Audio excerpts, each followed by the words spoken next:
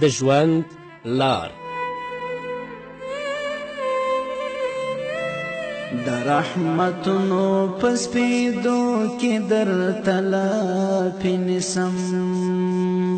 خدایه په تورو تورو شپو کې درته لافې نیسم. د رحمتونو په سپېدو کې درته لافې نیسم، خدایه په تورو تورو شپو کې درته لافې نیسم، خدایه په تورو تورو شپو کې درته لافې نیسم. مایوس مې مالګه داستا د مغفرت. بسم الله الرحمن الرحیم. الحمد لله رب العالمين حمد الشاكرين، الصلاة والسلام على سيد الأنبياء والمرسلين سيدنا ونبينا وشفيعنا ومولانا محمد وعلى آله وأصحابه الطيبين الطاهرين. قدرمنو اوریدونکو د ژوند د لارې د خپرونې مینوالو، السلام علیکم ورحمة الله وبرکاته. ستاسو روغتیا او خوشحالي د پاک رب نه غواړم، په دې هیله چې د صحت او عافیت جامې پر تن ولرئ او خوشحالي مو په برخه وي. دا دی زه محمد یاسین فهیم د ژوند د لارې د خپرونې په وړاندې کولو کې ستاسو په خدمت کې یم. زموږ د نن ورځې د خپرونې موضوع بیا هم له ګناهونو څخه د خلاصون لارې. درنو اوریدونکو، هغه لار چې الله رب العزت موږ پرې له ګناهونو ژغوري، هغه په خپل علم باندې عمل کول دي. بی علمی او عمل کول دواړو ته جهل ویل کیږي. دا خو هر چاته معلومه ده چې د بی علمی مترادف نوم ناپوهي ده، مګر ډیر کم خلک په دې پوهیږي چې د شریعت مطابق عمل نه کولو ته هم جهالت او ناپوهي ویل کیږي. هغه څوک چې په خپل علم باندې عمل نه کوي، هغه ته به تاسو د عالم خطاب نه کوئ، بلکې هغه ته به د جاهل او د ناپوه خطاب کوئ. الله رب العزت په خپل کلام کې د بقرې په صورت کې په 28 آیت کې فرمایي: وَإِذْ قَالَ مُوسَى لِقَوْمِهِ إِنَّ اللَّهَ يَأْمُرُكُمْ أَن تَذْبَحُوا بَقَرَةً قَالُوا أَتَتَّخِذُنَا هُزُوًا قال اعوذ بالله ان اكون من الجاهلین. او کله چې موسی علیه السلام خپل قوم ته وویل بېشکه چې الله تاسې ته د غوا په حلالولو باندې امر کوي، نو هغوی وویلې آیا ته موږ پورې مسخرې کوې؟ حضرت موسی علیه السلام ورته وفرمیل په الله باندې پناه غواړم له دې چې زه له ناپوهانو څخه وګرځم. په دغه ځای کې موسی علیه السلام د مسخرو او ټوکو عمل چې د شریعت خلاف کار دی د جاهلانو له کړنلارو څخه وګرځولو. همدارنګه الله رب العزت د بقرې په صورت کې 101 آیت کې فرمایي: ولما جاءهم رسول من عند الله مصدق لما معهم نبذ فريق من الذين اوتوا الكتاب كتاب الله وراء ظهورهم كأنهم لا يعلمون. او هر کله چې هغوی یعنی بني اسرائیلو ته د الله لخوا داسې پیغمبر راغی چې د هغوی د کتابونو تصدیق یې کولو، نو یوې ډلې د اهل کتابو د الله کتاب له شاګانو وروسته وغورځولو، گویا چې دوی نه پوهیږي. په دغه آیت کې هم الله رب العزت د الله له احکامو څخه سرغړونه او حق ته شا کول ناپوهي وګرځوله، که څه هم دغه خلک اهل کتاب وي او نور علمونه ورسره وي. علامه ابن رجب حنبلي په خپل کتاب کې جامع العلوم والحکم کې لیکي: یوه ورځ محمد رسول الله صلی الله علیه وسلم د علم د پورته کېدلو یادونه وکړه. چا د محمد رسول الله صلی الله علیه وسلم نه پوښتنه وکړه چې علم به څنګه پورته کیږي حال دا چې موږ قرآن لوستلی او خپلو ښځو او اولادونو ته یې زده کوو نو محمد رسول الله صلی الله علیه وسلم وفرمیل تورات به یهودو او انجیل به نصاراو لوستلو خو هیڅ یې ورڅخه دفع نه کړل یعنې ګټه یې ورته ونه رسوله همدارنګه کله چې له عباده بن صامت رضی الله تعالی عنه څخه د دې حدیث په هکله پوښتنه وشوه هغه وویل که غواړئ د هغه علم په باره کې خبر درکړم چې له خلکو څخه به اول پورته شي نو هغه خشوع یعنې په لمانځه کې عاجزي او توجه ده علامه ابن رجب د دې په شرحه کې وایي بېشکه عباده رضی الله عنه داسې وویل دا ځکه چې علم په دوه قسمه دی یو هغه علم چې میوه د انسان په زړه کې وي او بل هغه علم چې میوه یې په ژبه باندې وي لومړنی قسم علم هغه علم دی چې د الله د ذات د هغه د اسماو د هغه د صفاتو افعالو پورې اړه لري او انسان ته له الله څخه ویره هیبت د هغه عظمت هغه ته عاجزي د هغه محبت هغه ته امید له هغه څخه غوښتل پر هغه باندې توکل او داسې نور حالات او صفتونه ورکوي پس همدا نافع او ګټور علم دی په خلاف د هغه علم چې عمل ورباندې نه وي لکه څرنګه چې ابن مسعود رضی الله تعالی عنه فرمایي ځینې خلک قرآن لولي چې له مریو څخه یې نه تیریږي خو کله چې علم په زړه کې پریوځي او بیا پکې کلک او ثابت شي نو فایده او ګټه رسوي حسن بصري رحمه الله فرمایي علم دوه علمونه دي په ژبه باندې علم چې دا به په انسان باندې د الله له طرفه حجت وي او بل هغه علم چې په زړه کې وي چې همدا علم نافع دی دویم قسم علم هغه علم چې په ژبه باندې وي داسې علم انسان ته هیڅ فایده او ګټه نه رسوي بلکې هغه به په قیامت کې پر انسان باندې حجت وي لکه څرنګه چې محمد رسول الله صلی الله علیه وسلم فرمایی القرآن حجة لك او علیک قرآن به تا لپاره دلیل وي او یا به ستا په مقابل کې جګړه کوونکی وي نو هغه علم چې له خلکو څخه لومړی پورته کیږي هغه نافع علم دی کم چې په زړونو کې ورګډیږي او هغه اصلاح کوي او د ژبې علم پر خلکو باندې حجت پاتې وي خلک به یې سپک ګڼي نه به خاوندان پر غوښتنو عمل کوي او نه نور خلک چې د وخت په تیریدو سره بیا دغسې د ژبې علم د هغې د خاوندانو په مرګ سره له منځه ځي په دغه وخت کې به قرآن کریم یوازې په کتابونو کې یعنې په نسخو کې پاتې شي هغه مهال به څوک داسې نه وي چې په معناګانو یې پوه شي او حدود او احکام یې وپیژني بیا به په آخره زمانه کې هغه هم له کتابونو څخه پورته شي چې نه به قرآن په کتابونو کې وي او نه د خلکو په زړونو کې او له هغې وروسته به پر بدو خلکو باندې قیامت قائم شي لکه چې محمد رسول الله صلی الله علیه وسلم دا موږ ته په خپلو ویناوو کې په پوره توګه څرګنده کړې ده د بېعمله عالم په ذم او بدي کې له سلفو څخه ډېر اقوال رانقل شوي دي د نمونې په توګه امام غزالی صاحب په احیاء العلوم کې د حضرت علی کرم الله وجهه قول را نقل کړی حضرت علی کرم الله وجهه فرمایی زما ملا دوه سړو ماته کړه اول بې شرمه او بې عمله عالم دویم ناپوه عابد ناپوه عابد خو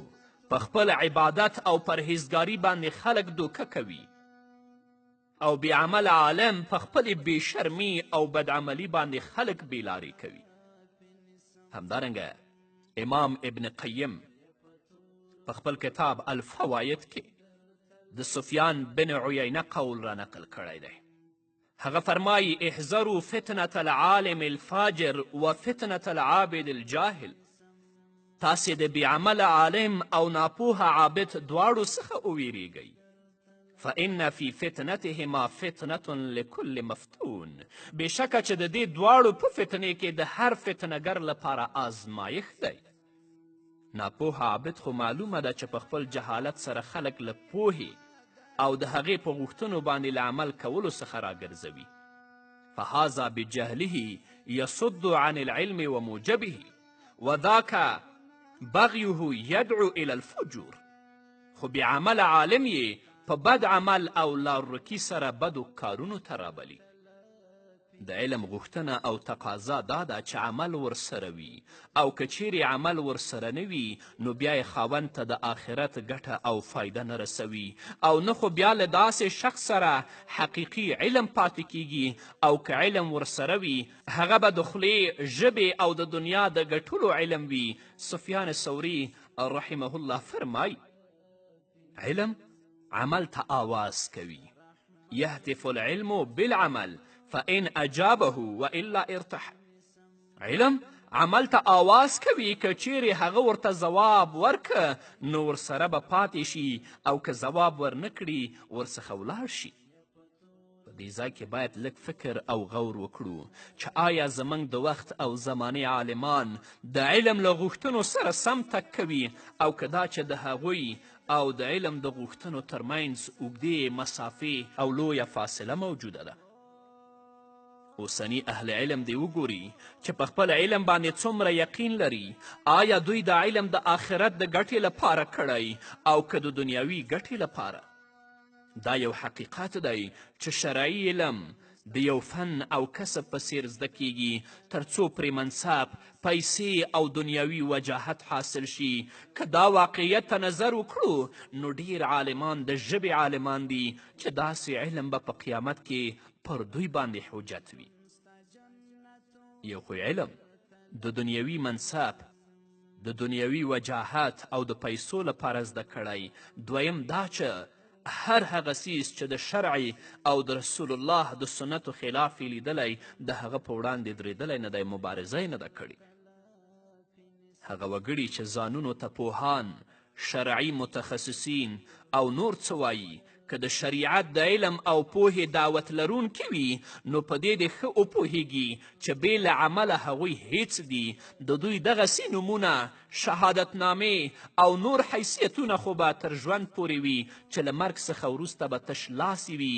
لکه څرنګه چې مرحوم ابوالحسن ندوي رحمه الله د دغسې عالمانو په اړه په خپل کتاب کې لیکي: الانسانیه غنیة فی المظهر فقیرة فی الحقیقه. انسانیت د ظاهري شکل او څیرې له اړخه بډایه دی، غني دی، خو په حقیقت او باطن کې نیستمن دی او څه نه لري. تضاف الفضائل الى اصحابها من شهادات يحملونها ورواتب يتقاضونها. ته به ګورې چې خلکو ته عزتمندي او شرافت په هغو شهادتنامو ورکول کیږي چې له ځانونو سره یې پنډ کړي وي، او په هغو تنخواګانو چې څومره یې وغواړي ورکول کیږي. وقصور یسکنون فیها وحکومات یتجملون بها. او په هغو ماڼیو او تعمیرونو چې پکې اوسیږي او په هغو منصبونو چې ځانونه پرې ښایسته کوي، خو د دغسې خلکو شرافت او بهتري د هغوی نفسونو او د زړونو د سمون او اصلاح په اساس سره نه وي، او نه یې د شخصیت سره کوم تعلق لري. که له دغه ډول خلکو څخه دغسې دنیوي امتیازات واخیستله شي او ورڅخه بې برخې شي نو په پوره ډول به مفلس یعنې تشلاسی وګرځي او له حقیقي مرګ څخه به مخکې مړ شي. د دې برعکس د ایمان، اخلاص، رښتینولي، تقوا، زهد او قناعت او نورو ښو صفتونو خاوندان به نه تشلاسي کیږي، بلکې له مرګ څخه وروسته به په دنیا کې هم په ښه یاد سره ژوندي وي. د حقیقت دی فلانی دکتور دی، ماستر دی، لیسانس دی، په دغه شهادتنامو باندې دنیا ترلاسه کړې، خو که دې ترې واخیستلې بیا هیڅ هم نه دی. خو زموږ ډېر درانه علما دي چې نه د لیسانس سند لري، نه د ماستري لري، نه د ډکتورا لري، خو الحمدلله علم په دو ټولو اوچت دی. هیڅ کله هم د خپل وجاهت، عزت دوی د لاسه نشي ورکولی. که د هغو نه دا اسناد واخیستل بیا تشلاسي او مفلس دي. الله دې د داسې علم نه موږ وساتي. په همدې هیله درنو اوریدونکو نور به م واورو، خو د یوې دمې نه وروسته د رحمتونو په سپېدو کې درته د رحمتونو پسپیدو کې در تلافي نسم خدای په تورو تور شپو کې در تلافي نسم د رحمتونو پسپیدو کې در تلافي نسم خدای په تورو تور شپو کې در تلافي نسم خدای په تورو تور شپو کې در تلافي نسم ما اسمی مالک داستا د مغفرات قدرمنو اوریدونکو بیا هم زموږ سلامونه ومنئ په اوسني عصر کې ډیر عالمان د حق پالو او رباني علماو له صفتونو څخه بې برخې دي ځینې تش په نامه عالمان د منصب او هوس په مستیب کې ډوب شول د دربار او سرکار په خدمت کې لګیا شول د مسلمانانو په ځای د کافرانو سره دوستي غوره وبلله او د داسې سختو جرائمو مرتکب شول چې د یو عادي مسلمان نوم هم نشي ګټلی دا خو لا څه کوي چې د رسول الله صلی الله علیه وسلم د وارث نوم دې ورکړی شي باید پوه شو چې دوی ته دغسې د ستاینې لقب او نوم ورکول جرم دی او ځینې د غربي نظامونو لاندې د شریعت او اسلامي علومو له زده کړې نه فارغ شوي خلک خو د دغسې نسبت او صفت څخه پخپله بیزاره شوي دي د هغوی یوه مهمه نښه دا ده چې دا ورته ډیره بده بریښي چې څوک یې د ملا په نوم یاد کړي او یا دې ورته مولوي او ملا صاحب ووایي چې زموږ په ټولنه کې د دیني عالم لقب همدا دی امام غزالی رحمه الله په یوې مختصرې لیکنې ایها الولد کې د علم او عمل په اړه مهمې څرګندونې او په علم باندې د عمل نه کولو لپاره عجیبه مثالونه ذکر کړي دي چې ځینې به زه تاسو ته وړاندې کړم اول امام غزالی صاحب فرمایي العلم بلا عمل جنون والعمل بغیر علم لا یکون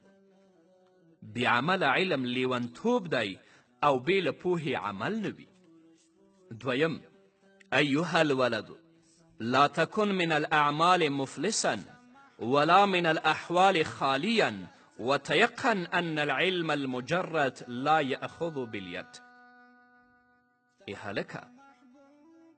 له عمل څخه تش لاسی کیږه مه او مه له ښو احوالو څخه ځان فارغوه او یقین ولره چې یوازې علم چې عمل ورسره نه وي لاسنیوی نشي کولی دریم یوازې علم چې عمل ورسره نه وي مثال یې داسې دی لکه یو څوک چې په دشته کې روان وي لس مضبوطې تورې او نوره اسلحه ورسره وي دغه سړی پخپله زړور او په جنګ کې مهارت لري په دغه وخت کې ورباندې یو خطرناک او قوي زمری حمله وکړي نو ته څه ګمان کوي آیا هغه تورې او اسلحه یې بې له استعمالولو د زمري له شر څخه ساتلی شي دا خو معلومه خبره ده چې په دغه وخت کې به دې له زمري څخه د لاس په حرکت او وهلو باندې خلاصیږي تر څو ته اسلحه او توره وچلوي نو همدارنګه که یو څوک په 100,000 علمي مسئلو باندې پوه وي او نورو ته یې هم زده کړي خو ده ته به تر هغه پورې فایده ونه رسوي تر څو چې ورباندې عمل ونه کړي حاصل دا چې بې عمله علم تا ته هیڅ ګټه نه رسوي د آخرت په ورځ کې به همدا په تا باندې حجت وي د الله رب العزت حضور ته به دې راکاږي دا د خطر زنګ دی د هغو علماو لپاره چې قرآن یې لوستی د محمد رسول الله صلی الله علیه وسلم احادیث یې لوستي خپل عمل هم د قرآن خلاف او د رسول الله د سنتو خلاف او په هغې ټولنه کې چې دا ژوند کوي که هلته د قرآن او د سنت خلافو رواجونه بدعات خرافات او مزخرفات چلیږي دا یې په وړاندې مبارزه نه کوي څلورم همداراز که یو سړی د تودوخي او صفرا مرض ولري د کوم علاج چې په سکنجبین او کشکاب سره دی د حکیمي دوا ده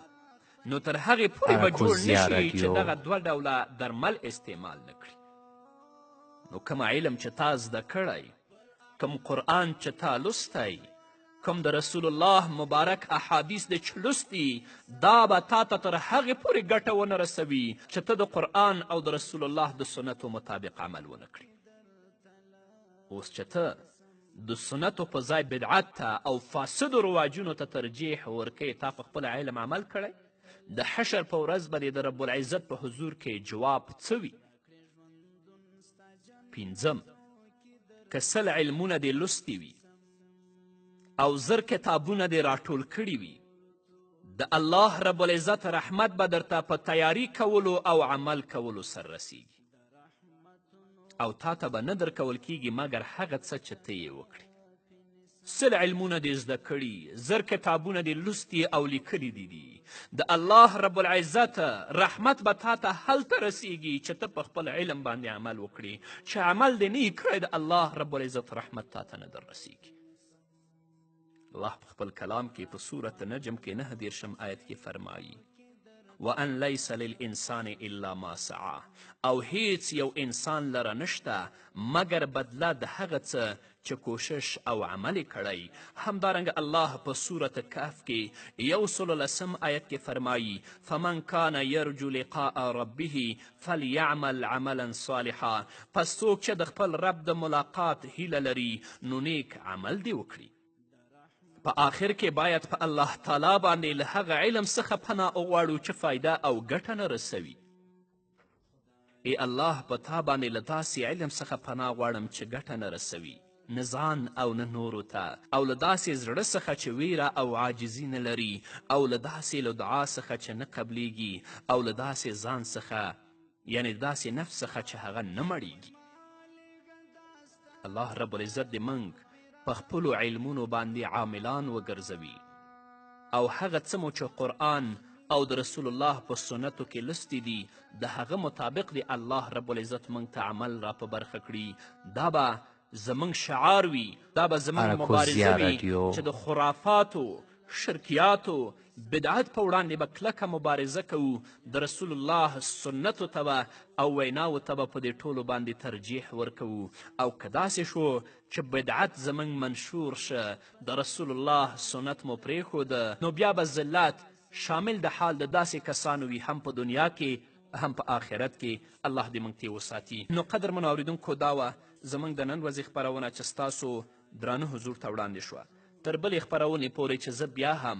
ستاسو درانه حضور ته راځم، تاسو ټول په لوی او بخښونکي الله سپارم. پاتې ژوند مو نیکمرغه، ښاد، بریالي او کامیاب اوسئ.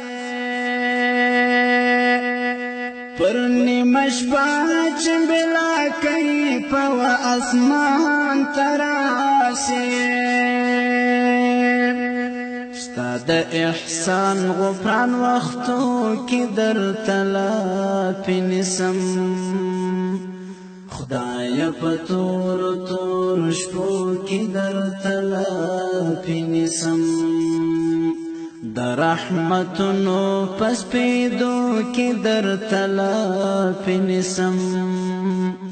خدایه په تورو تورو شپو کې درته لافې نیسم.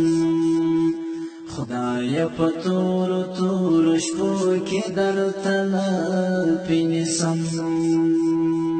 تا ته محبوبه دا له هر څه نه توبه د بنده،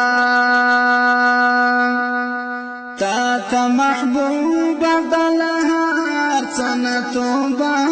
د بنده. ته مې مولایه په سلګو کې درته لافې نیسم. خدایه په تورو تورو شپو کې درته لافې نیسم. د رحمتونو په سپېدو کې درته لافې نیسم. خدایه په تورو تورو شپو کې درته لافې نیسم. خدایه په تورو تورو شپو کې درته لافې نیسم. په ضد عناد مې کړې نه د یوه ګناه خالقه،